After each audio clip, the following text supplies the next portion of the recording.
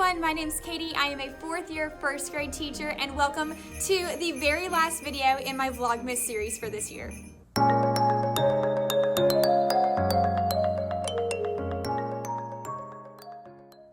I have enjoyed getting to make so many videos for you guys in the month of December. My take on Vlogmas was I posted a video on every weekday that I had school in the month of December. So we had 13 days in December, therefore I had 13 Vlogmas videos total. If you've missed any of them so far, I'll make sure to link the playlist above in the cards so you can go check them all out and enjoy watching them while you begin your Christmas break. For this final video, I decided to do a Q&A video, so I put a question box on my Instagram story and on YouTube in my community tab, asking you guys to ask me anything. So I pulled a list of questions that I can go over and answer for you guys. If you can't tell, obviously it was a dress-up day at school today. Today was wear your favorite Christmas sweater, and I threw on an elf hat because it just makes the outfit complete. So I will be doing the Q&A in full elf attire. Also, if you see me looking down, it's because all of my questions are on my computer, which is right here.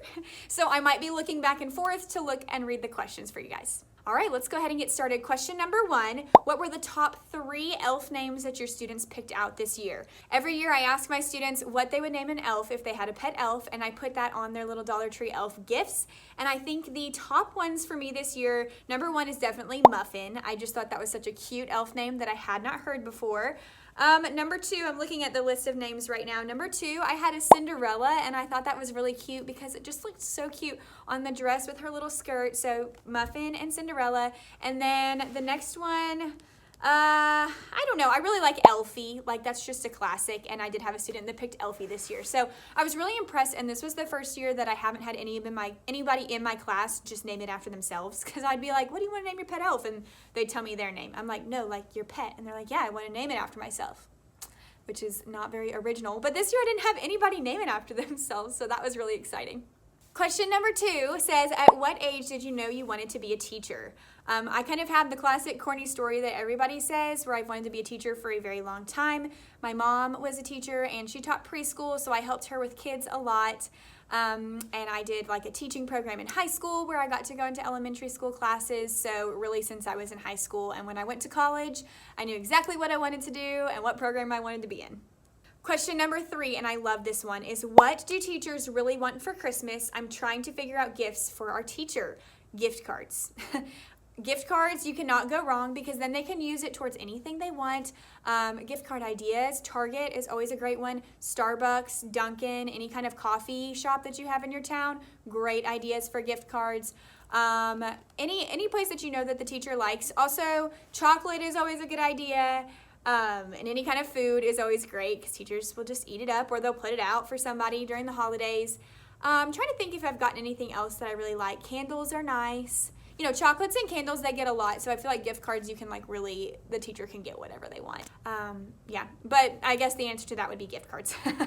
The next question is my go-to coffee order. So if I am at Starbucks, I usually get an iced white mocha, or I really like the salted caramel cream cold brew. If I'm at Dunkin', which I'm usually at Dunkin', I always get an iced coffee with 2 pumps of cream, and then I add in a flavoring. If it's the holiday time, I add in white chocolate mocha, and then if it's not, I usually add in French vanilla.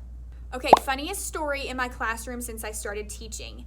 A lot of funny stories I can't share on here just because of privacy reasons, but one story I'll tell you about a day in my classroom, and if you know me, you've heard this story before. It was my 2nd year teaching, and it was in October, and we were dressed up for book character day for Red Ribbon Week, and I was dressed up as Max from Where the Wild Things Are. I will insert a picture of that costume here, and I will not wear that book character costume again unless I'm feeling really brave, and here's why. We started the day, and I was just doing attendance and all the normal stuff, and I had a student just completely vomit all over her desk, and I was like, oh my gosh, and she's crying, and the kids are like, whoa, and I was like, oh my gosh, and as soon as that happened, I go, and my phone starts ringing, so I go and I pick up the phone, and they're like, hi, Miss Allen, you're about to get a new student in about 5 minutes, and I was like, oh my gosh, so I had vomit all over the desk, a new student in the office. So I take the puking girl, I open the door to my neighbor teacher, and I was like, please come in and watch my class. And so she stood in the doorway. I took the puking child to the office. While I was in the office, I saw the mom and the new students. I like waved, I was like, hi.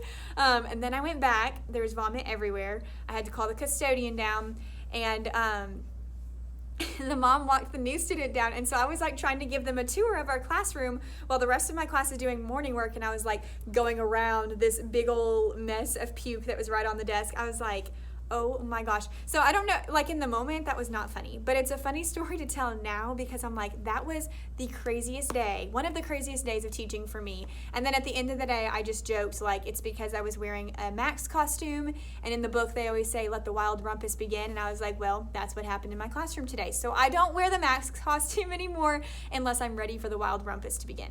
All right, next question is, do you ever think you'll move from Florida one day?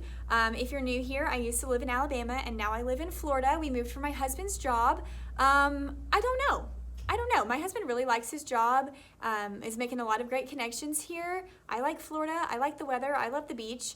I don't know if we'll stay in this exact region that we're in Florida. We may move to a different place in the state, but I don't foresee us moving out of Florida for a while. Don't get me wrong though, moving has been very hard, and I would move back home in a heartbeat. I'm just kidding. I love it here. It's just an adjustment, and it's not the same as where we're from. So it's been a tough transition, but I will probably stay in Florida for a while. Next question is, do you and David want kids? The answer to that is yes. The timing for that is not right now.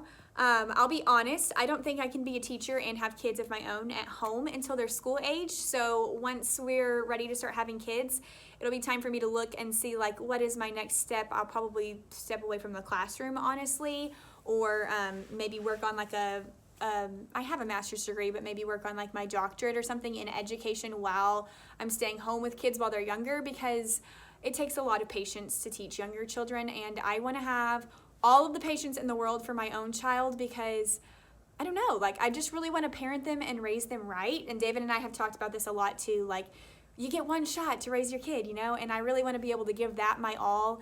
And I know based on my personality, my perfectionist personality, I can't do that if I'm teaching at the same time. So timing wise, not yet, but the answer to that is definitely.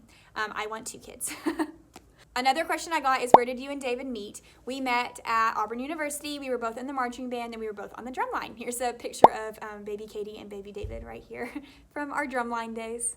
Next question is, what are some Bible studies or Christian books that you recommend? I really love the New Morning Mercies Bible study. I'll pop a picture of it and I'll link it below because I can't remember, I think that's the exact title, but I can't remember the author's name off the top of my head, but that's a great devotional that I do in the mornings. Also, if you're looking to really study a book of the Bible in more depth, I really like the Daily Grace Co. Bible studies, and they have sales all the time, like $5 sales. And you can buy a whole Bible study book that's so cute.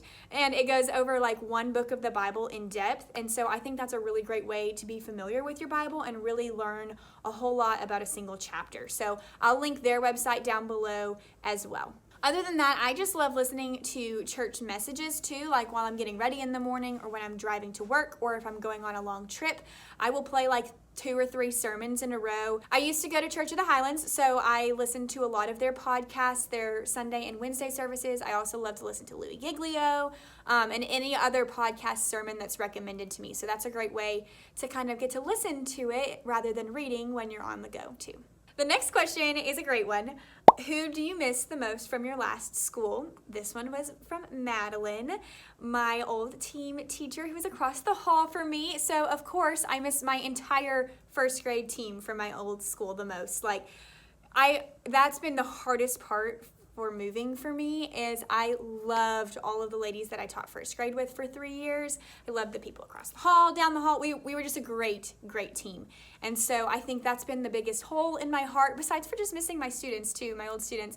The biggest hole in my heart in this transition has been missing my first grade team. So shout out to my old first grade team. I love you guys so much and I miss you. And then the last question is, how much does your mom miss you? And every time I post a Q&A, my mom posts this question. So the answer is, my mom obviously misses me a lot because she asks me this question every time I post a Q&A. That's the end of the Q&A. If I didn't answer your question directly in the video, I'll try to respond on Instagram or on YouTube because I got a lot of questions and I didn't want to make a super duper long Q&A video. So I just picked some of the questions to answer for you guys today. Thank you so much for tuning in for today's video and for watching all of my Vlogmas videos. It has been so fun, a little overwhelming and a little stressful, but I enjoyed it. I really pushed myself to create some different kind of content and to create a lot of content for you guys. So I hope you enjoyed. Let me know in the comments below which Vlogmas video was your favorite, because I'm curious. I would just love to know which one you guys enjoyed the most. And I hope everybody has a very blessed Christmas season and gets to enjoy their Christmas break and just enjoy time with friends and family.